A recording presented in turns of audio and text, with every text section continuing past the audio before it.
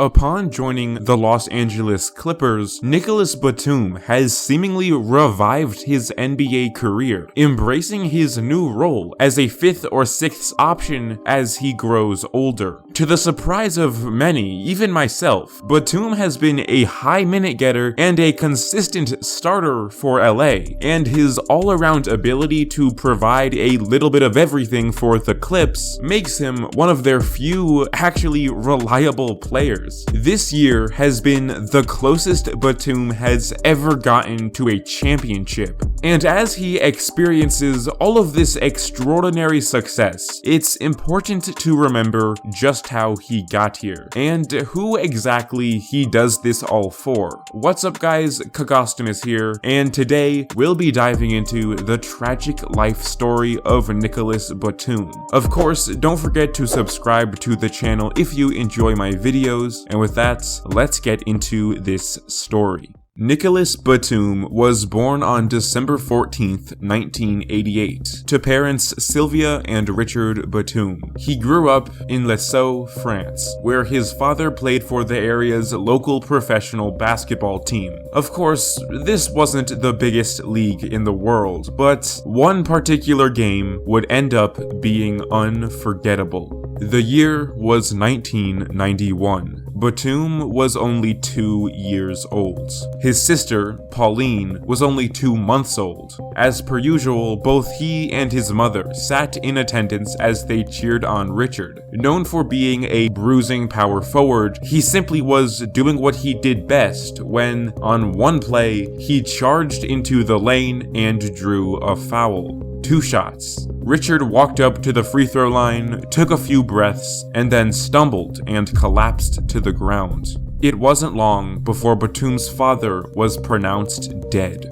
Doctors revealed that he had suffered something called a ruptured aneurysm, which is caused by an artery bulging and eventually rupturing, which then leads to immense internal bleeding, which kills you. Like most who suffer ruptured aneurysms, Batum's father had no symptoms prior. He lived a very healthy lifestyle and only was 30 at the time of his death. He lived with the bulged artery for his whole life. He just never knew it. So, once it ruptured, death was almost inevitable. Victims of these types of aneurysms could have up to a 70% death rate. But worst of all, little 2-year-old Nicolas was there to witness the whole thing. The tragedy was actually his earliest memory. On the event, he said, quote, "That's a terrible memory. I think about it sometimes. I just remember he got fouled and went back to the free throw line to shoot his free throws. And then he was suddenly just falling down at the free throw line. Here I was, 2 years old, but I've got memories about it."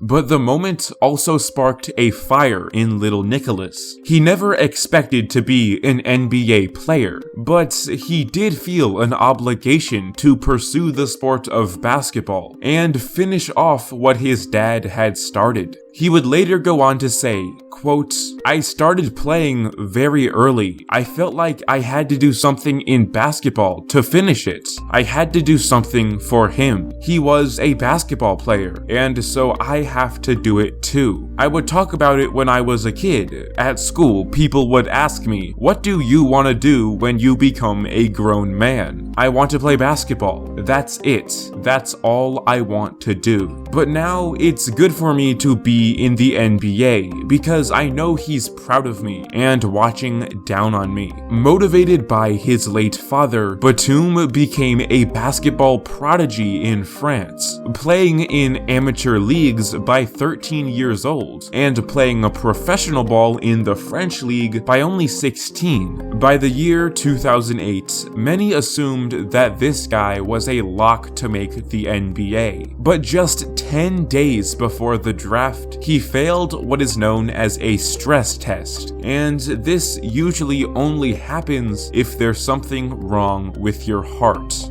Doctors came in and questioned Batum on his health, and then he told them about his father. From there, all hell broke loose. all of his pre-draft workouts were instantly cancelled, and his hopes of becoming an NBA player just seemed completely in the gutter. When talking about this moment, he would later say, quote, "It surprised me. Like, why now? 10 days before the draft. 10 days before my goal and life dream." From there, Batum was forced to travel to both San Antonio and Cleveland for a ton of medical tests, and the tests all came out saying that he was just fine. The failure of the stress test actually confused everybody. He appeared to be A-okay. And so, after the scare, and missing a few days of the workouts, he could finally make his return and once again fight for a spot in the NBA. From there, we all know how the rest of the story goes. Batum was drafted 25th overall by the Houston Rockets in the 2004 NBA draft. They immediately traded him to the Portland Trailblazers, where Batum would establish himself as an elite 3-and-D player that beautifully complemented the team's dynamic duo of Damian Lillard and LaMarcus Aldridge. At his peak, Batum could give you 14, 7, and 6 on almost a nightly basis. People forget it now, but he could really give you a little bit of everything. As a reward for his impressive play in Portland, Batum signed a 5-year, $120 million deal with the Hornets in 2015. Was this an insane overpay? Yes. But for him and his family, this contract meant everything. After everything he had been through, after he dedicated his life to fulfilling what his father never had the chance to do, he now found himself achieving a level of success that was so grand that no human could even fathom it. Really, try to visualize the number 120 million. You can't. The human brain sees that level of success and